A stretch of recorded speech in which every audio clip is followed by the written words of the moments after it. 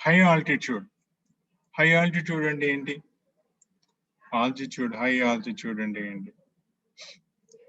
మనకి సముద్ర మట్టం నుంచి పైకి వెళ్తున్న కొద్దీ, అంటే లెవెల్ హైట్ పెరిగే కొద్దీ సముద్ర మట్టం నుంచి దాని ఆల్టిట్యూడ్ పెరుగుతోంది అని అంటాం అన్నమాట. ఇప్పుడు మనకి అరకు వ్యాలీ ఉంది మనకు ఆంధ్రప్రదేశ్. అరకు అక్కడికి వెళ్ళామంటే ఆల్టిట్యూడ్ పెరుగుతుంది, అంటే మనం కొండ మీదకి వెళ్తున్నాం అంట.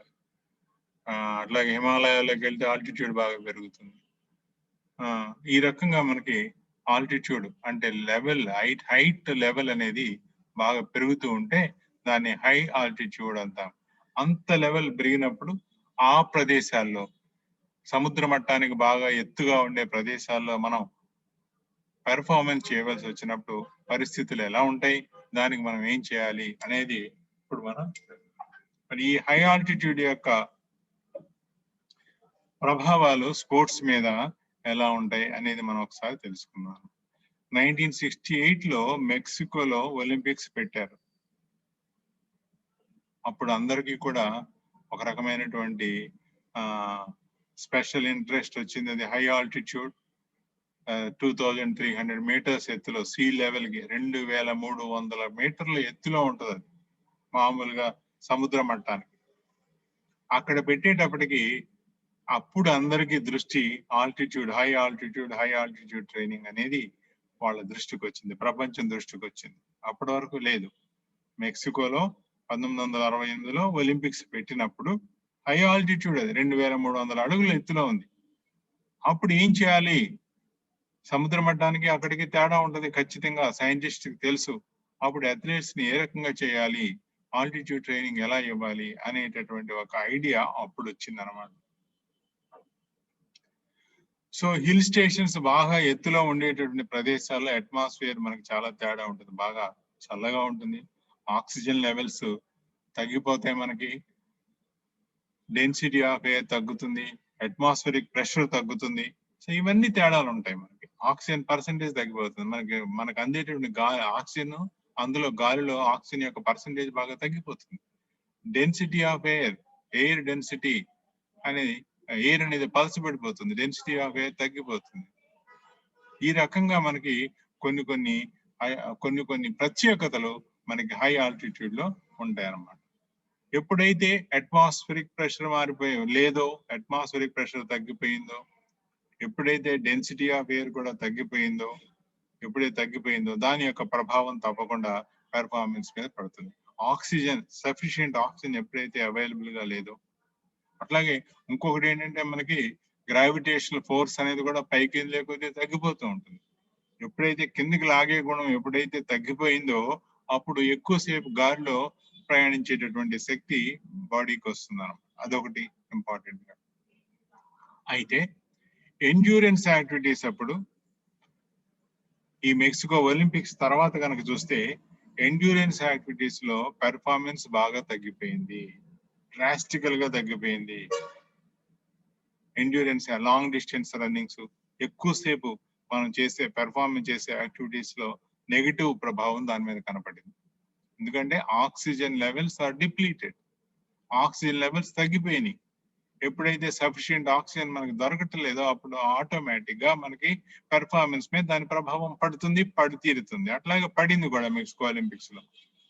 ఎవరు కూడా నార్మల్ రికార్డ్స్ కూడా ఎవరో తీసుకురాలేపారు లాంగ్ డిస్టెన్స్. కానీ ఈ స్ప్రింట్స్ కానీ, స్ట్రెంగ్త్ ఓరియంటెడ్ యాక్టివిటీస్, బాగా షార్ట్ డ్యూరేషన్ చేసేటటువంటి పెర్ఫార్మెన్సెస్ అన్ని కూడా రికార్డులు బద్దలైనవి. అన్ని థ్రోయింగ్ ఈవెంట్స్ అన్ని రికార్డులు బద్దలైనవి, స్ప్రింటింగ్ ఈవెంట్స్ అన్ని రికార్డులు బద్దలైనవి. దానికి కారణం ఏంటి అంటే, ఒకటి అట్మాస్ఫిరిక్ ప్రెషర్ తగ్గిపోవడము. అట్మాస్ఫిరిక్ ప్రెషర్ ఎప్పుడైతే తగ్గిపోయిందో అప్పుడు అట్మాస్ఫియర్ లో తేలిగ్గా వస్తువు ప్రయాణించగలుగుతుంది, గ్రావిటేషనల్ ఫోర్స్ తగ్గిపోయింది, డెన్సిటీ ఆఫ్ ఎయిర్ తగ్గిపోయింది. అప్పుడు ఈ రెసిస్టివ్ ఫోర్సెస్ తగ్గిపోయి పెర్ఫార్మెన్స్ బాగా ఇంప్రూవ్ అవుతుంది అనమాట. ఈ రెండు మనం ప్రత్యక్షంగా చూసినటువంటి ఎఫెక్ట్స్, హై ఆల్టిట్యూడ్ లో ఉండే ఎఫెక్ట్స్ అనమాట. షార్ట్ డ్యూరేషన్ యాక్టివిటీస్ లో తక్కువసేపు ఎక్కువ బలాన్ని ఉపయోగించి చేసే యాక్టివిటీస్ మీదేమో ప్రభావం లేదు, ప్రభావం లేకపోగా అడ్వాంటేజ్ వచ్చింది. కానీ long distance running, endurance oriented activities లోనేమో ప్రభావాన్ని బాగా చూపించి పెర్ఫార్మెన్స్ ఎక్కువ లేకుండా ఈ హై ఆల్టిట్యూడ్ లో జరిగింది. ఇది మనకు ప్రత్యక్షంగా కనపడినటువంటి ఫ్యాక్ట్స్ అన్నమాట ఇది. మరి స్పోర్ట్స్ పెర్ఫార్మెన్స్ మీద ఎటువంటి మనకి ప్రభావాలు చూపిస్తాయి అంటే, బెరామెట్రిక్ ప్రెషర్ అంటే atmospheric pressure is very very less. గాలిలో గాలిలో ఉండే ప్రెషర్ ఎప్పుడైతే తగ్గిపోతుంది, సో బెరామీటర్ అనే దాంతో మనం కొలుస్తాం దాన్ని అందుకని దాన్ని బెరామెట్రిక్ ప్రెషర్ అంటారు. సీ లెవెల్లో ఉండే బెరామెట్రిక్ ప్రెషర్ 760 mm/Hg. ఇది బాగా పైకి వెళ్లే కొద్ది నెమ్మదిగా తగ్గిపోయి 2000 మీటర్ల పైన ఇంకా వెళ్తూ ఉంటే ఇంకా బాగా తగ్గిపోతూ ఉంటుంది అనమాట.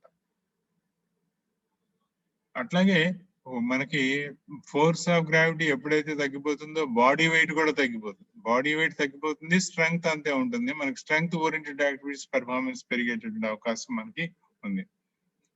అదే చెప్తున్నాం, గ్రావిటేషనల్ ఫోర్స్ కూడా బాగా తక్కువగా ఉండటం వల్ల హై ఆల్టిట్యూడ్ లో జంపింగ్ ఈవెంట్స్ కానీ, పోల్ వాల్స్ కానీ, లేకపోతే షార్ట్ రన్నింగ్ కానీ, వీటన్నిటిలో కూడా మనకి అడ్వాంటేజ్ వచ్చింది అనమాట హై ఆల్టిట్యూడ్ వల్ల. సో బారోమెట్రిక్ ప్రెషర్ లో చేంజెస్ ఎలా ఉంటాయి? ఇందాక సీ లెవెల్లో 760 mm/Hg అని చెప్పాం మనం. ఆక్సిజన్ ప్రెషర్ అంటే ఆక్సిజన్ ప్రెషర్ ఏమో 105 ఉంటుంది. సో లెవెల్ పెరిగే కొద్దీ చూడండి ఎలా తగ్గిపోతూ వెళ్ళినాయో. సీ లెవెల్లో 760 ఉంటే 1200 ఫీట్కి వెళ్ళేటప్పటికి 586, అట్లాగే 10,000 ఫీట్కి వెళ్ళేటప్పటికి 500, దాదాపుగా 230 mm/Hg తగ్గిపోయింది ఇక్కడ అట్మాస్ఫిరిక్ ప్రెషర్. ఆక్సిజన్ ప్రెషర్ కూడా 105 ఉండేది 71కే వచ్చేసింది. ఇది కూడా చూడండి ఎంత తగ్గిపోయింది, దాదాపు మోర్ దాన్ 50%. సో ఇది మనకి సైంటిఫిక్ గా ఉన్నటువంటి కొన్ని ఫ్యాక్ట్స్. సో ఆక్సిజన్ యొక్క pressure, partial pressure of oxygen తగ్గిపోవడం అంటే ఏంటి అంటే, ఈ బెరామెట్రిక్ ప్రెషర్ మనకి PO2 అంటే పార్షియల్ ప్రెషర్ ఆఫ్ ఆక్సిజన్ ని తగ్గించేస్తూ ఉంటుంది. ఈ హై ఆల్టిట్యూడ్ లో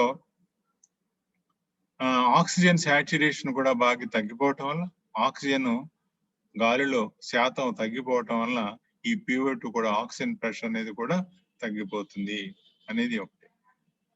సో ఎప్పుడైతే ఆక్సిజన్ కాన్సన్ట్రేషన్ తగ్గిపోయిందో, ఆక్సిజన్ ప్రెషర్ కూడా తగ్గిపోయిందో, అమౌంట్ ఆఫ్ ఆక్సిజన్ అవైలబుల్, మనకు ఆక్సిజన్ కావాలి ఏ యాక్టివిటీ చేయాలన్నా, in the presence of oxygen మనకి ఫ్యూయల్స్ అనేవి మండటం జరుగుతుంది. ఆక్సిజన్ తగ్గిపోతుంది యాక్టివిటీ, ఆ వర్కింగ్ టిష్యూస్ లో పనిచేయడం తగ్గిపోతుంది. మనకి ఆక్సిజన్ అనేది తప్పనిసరి ఏరోబిక్ యాక్టివిటీస్ లో, తప్పనిసరి ఎండ్యూరెన్స్ యాక్టివిటీస్. ఏరోబిక్స్ అంటే డైరెక్ట్ గా గాలిని తీసుకొని పనిచేసే రెండు. ఎండ్యూరెన్స్ టైప్ ఆఫ్ యాక్టివిటీస్ లో తప్పనిసరిగా ఆక్సిజన్ ఉండాలి. ఆ ఎండ్యూరెన్స్ యాక్టివిటీస్ చాలా ఎక్కువగా ప్రభావితం అవుతాయి అన్నమాట ఆక్సిజన్ తక్కువ అవటం వల్ల, ఈ ఆక్సిజన్ ప్రెషర్ తక్కువ అవటం వల్ల. అంటే ఈ ఎండ్యూరెన్స్ యాక్టివిటీస్ అంటే ఏంటి? ఈ 1500 మీటర్స్ నుంచి మ్యారథాన్ రేస్ వరకు ఉండే యాక్టివిటీస్ అన్ని కూడా ఎండ్యూరెన్స్ ఓరియంటెడ్ యాక్టివిటీస్. అందుకని మెక్సికో ఒలింపిక్స్ లో ఈ ఎండ్యూరెన్స్ యాక్టివిటీస్ లో పెర్ఫార్మెన్సెస్ బాగా పడిపోయినాయి. ఈ ఎంత పడిపోయినాయి అంటే 1.5 to 3.5% పడిపోయినాయి అంటది.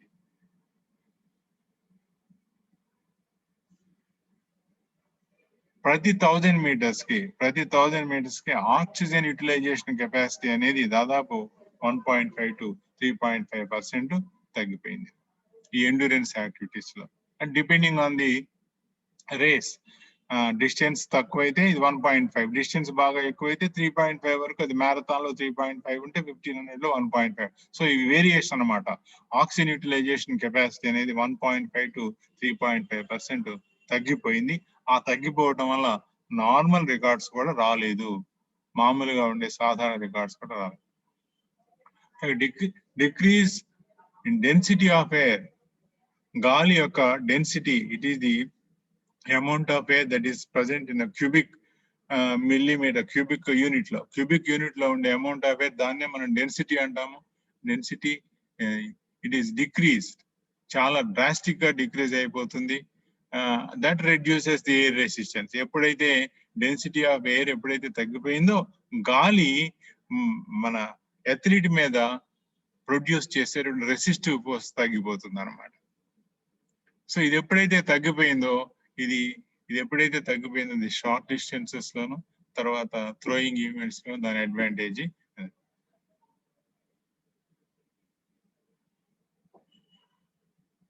సో యునైటెడ్ స్టేట్స్ లో తర్వాత మళ్ళీ రీసెర్చ్ చేసి all the 4 throwing events short, discuss, javelin, hammer ఈ ఆ 4 మీద కూడా దీని ప్రభావం చాలా ఎక్కువగా ఉంది. దానివల్ల రికార్డ్స్ అన్ని బ్రద్దలైనది మేజర్ ఫ్యాక్టర్. అట్లాగే ఫోర్స్ ఆఫ్ గ్రావిటీ తగ్గిపోవడం కూడా అనదర్ ఫ్యాక్టర్ అనేది చెప్తారు. 2 ఫ్యాక్టర్ల వల్ల అక్కడ రికార్డులు బద్దలైనవి మెక్సికోలో అని చెప్పి చెప్తారు అన్నమాట. మామూలుగా అయితే అన్ని బ్రద్దలవడం సాధారణమైనటువంటి విషయం కాదు. ఎందుకంటే it is because of high altitude performance, high altitude. So shot put లో the advantage 6 centimeters, hammer 53 centimeters, javelin 69 centimeters, and discus 162 centimeters. So ఈ డెన్సిటీ ఆఫ్ ఎయిర్ తగ్గిపోవటం వలన చూడండి సెంటీమీటర్ 6 centimeters, 53 centimeters, 69, 162 centimeters. అంటే 1 మీటర్ పైన 1.6, 1.5 metre ఎక్కువ వచ్చింది మామూలు కన్నా. 1.5 మీటర్ అంటే మాటల సెంటీమీటర్స్ లోనే సెంటీమీటర్స్ లోనే 0.0 to 0.5, 0.05 సెంటీమీటర్స్ తేడాతోనే మనకు మెడల్స్ డిసైడ్ అవుతూ ఉంటాయి. అటువంటిది 6, 53, 69, 162 సెంటీమీటర్స్ అంటే రికార్డులు ఊరికి అవలీలుగా బ్రద్దలవమంటే ఎందుకు అవ్వవు?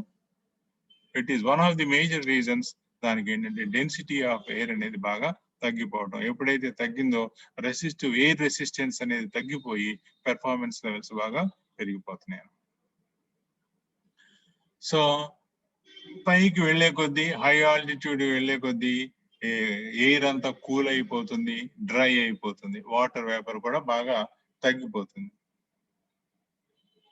సో మనకి జనరల్ గా కూల్ గా ఉంటే చాలా ప్లెజెంట్ గా ఉంటుంది మనం యాక్టివిటీ చేయడానికి. కానీ బయట డ్రై ఎయిర్ అనేది కొంచెం ఇబ్బందికరంగా ఉంటుంది. అది ఎందుకంటే వాటర్ లాస్ ని బాగా ఇంక్రీజ్ చేస్తుంది. బాగా డ్రైగా ఉంది అంటే హ్యూమిడిటీ బాగా తక్కువ ఉంది అంటే శరీరంలో ఉన్నటువంటి వాటర్ అంతా కూడా ఊరిని బయటకు వెళ్ళిపోతుంది. రెస్పిరేటరీ ట్రాక్ నుంచే బయటకు వెళ్తుంది శరీరం, స్కిన్ నుంచి. తర్వాత రెస్పిరేటరీ మనకు గాలి బయటకు వదిలినప్పుడే మనకి వాటర్ వేపర్ బాగా ఎక్కువగా వెళ్ళిపోతుంది. మిగతాది స్కిన్ ద్వారా బయటకు వెళ్ళిపోతుంది. ఈ రకంగా మనకి చాలా సన్ ఎక్కువగా ఉందనుకోండి, ఒకసారిగా సన్ బర్న్స్ బాగా ఎక్కువగా ఉంటాయి. సన్ రేడియేషన్ ఎక్కువగా అనిపించి సీ లెవెల్ కన్నా బాగా మనకి డెన్సిటీ ఆఫ్ ఎయిర్ బాగా తక్కువ ఉండటం వలన ఈ రకంగా ఉండటం వల్ల మనకి సన్ బర్న్స్ అనేవి బాగా వస్తాయి. మీరు బాగా అబ్జర్వ్ చేస్తే హై ఆల్టిట్యూడ్, నేను అబ్జర్వ్ చేశాను. నేను భూటాన్ లో థింపు అని అక్కడికి వెళ్ళినప్పుడు వర్షం వచ్చినా చేసినా అక్కడ జనాలందరూ గొడుగులు పట్టుకుంటారు. వర్షం వచ్చినా గొడుగు తెరవరు. అది నేను సర్ప్రైజ్ అయ్యాను. ఏంటంటే వర్షం పడుతుంది గొడుగు తెరవట్లేదు ఏంటా అని. కానీ ఎండ వస్తే గొడుగు వేసి పట్టుకుంటున్నారు. అంటే ఏంటనమాట, ఎండ ప్రభావం అనేది శరీరం మీద బాగా చూపిస్తుంది అని. సన్ బర్న్స్ అనేది బాగా వస్తాయి. వాటి నుంచి మనకి వర్షం కన్నా వర్షం మీద కావాల్సిన ప్రొటెక్షన్ కన్నా, వర్షం నుంచి ప్రొటెక్ట్ చేసుకోవడం కన్నా సన్ నుంచి ప్రొటెక్ట్ చేసుకోవడం ఎక్కువ అనమాట అక్కడ హై ఆల్టిట్యూడ్ లో.